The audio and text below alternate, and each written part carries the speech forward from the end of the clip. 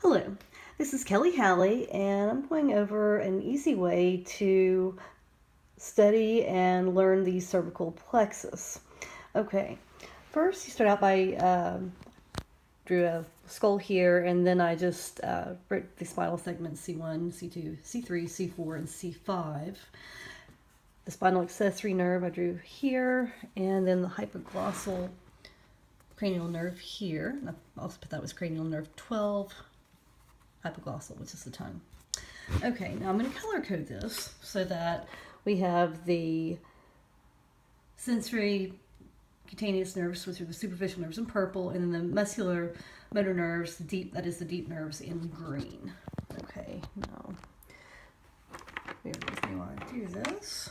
Okay, let's start first by going from C1 here, the top, draw a straight line out, and here, and that would be the top one will be the genohyoid. Let's see here, genohyoid,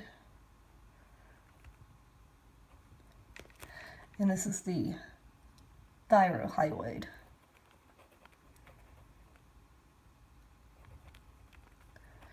Okay, and then next, from C2,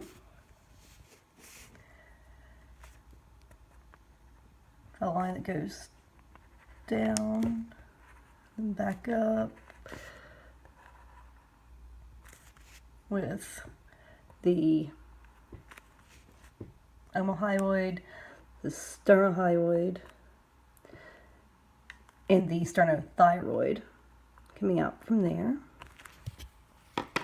And a good way to remember that is, oh shit, and I'll write that down for you here. So we've got, coming from C2, we've got the omohyoid, that's O, and then we've got the sternohyoid,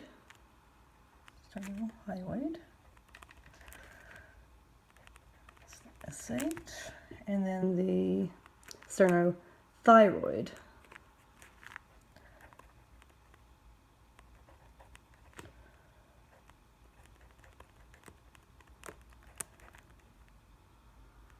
Okay, and that's the ons cervicalis.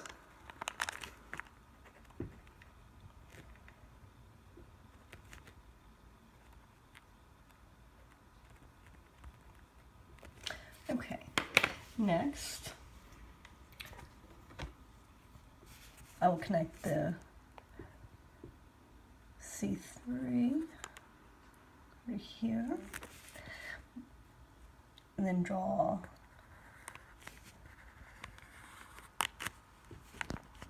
phrenic nerve here. This going to C5.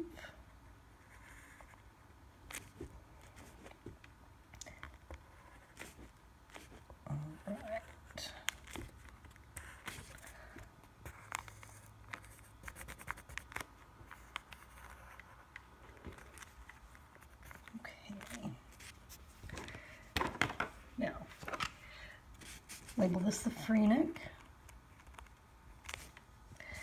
and then C5. This is the nerve to the rhomboids and serratus anterior.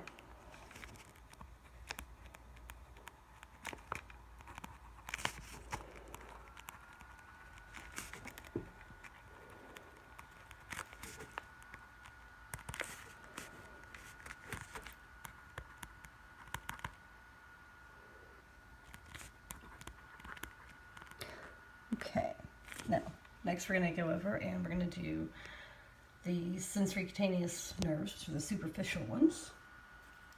We're doing those in purple. Okay, so from C2, we're going to draw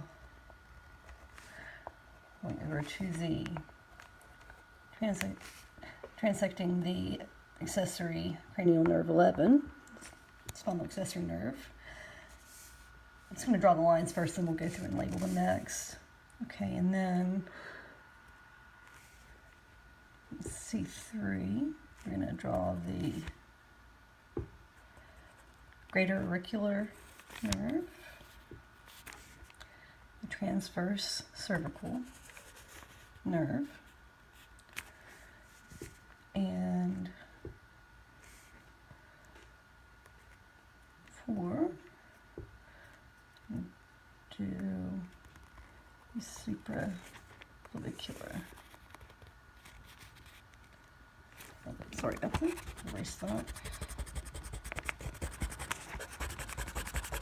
Yeah, actually transect there.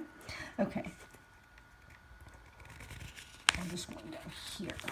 And that's the supraclavicular nerve. Okay.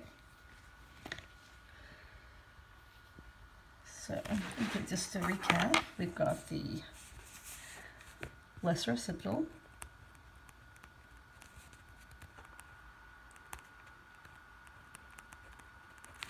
the greater auricular,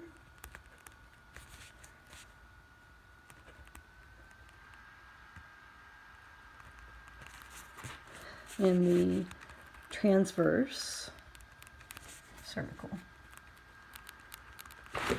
And this is the supraclavicular.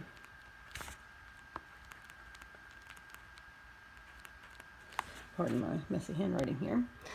Okay, and this is just a nice easy way to draw the cervical plexus. This only takes a minute to do. There's a lot of different ways to draw this that you can pull up on the internet and on YouTube. This is just an easy way that I can draw in a few minutes, just whether I'm in another class or have 2 or 3 minutes of free time. I can just go through this real quick. You can go into greater depth in these drawings as well, but this is a nice way just to get the basics. Thank you. One other thing I wanted to mention in studying for Dr. Chandley's human anatomy class, another strategy that I use that I haven't really noticed anyone else using is recording her lectures. And I do that, and let me show you how I do that on my computer here. Okay. To study her lectures, or excuse me, in studying her lectures, what I do is I just go to my computer menu here, and I pull up my voice recorder on my computer. Scan down here. Right here, you pull up the voice recorder. And you just click on that, and it'll start recording the lectures. As you can see, I have several saved. You can do this on an Apple iPhone or probably Android as well. You can buy a recorder, or you can do it via laptop.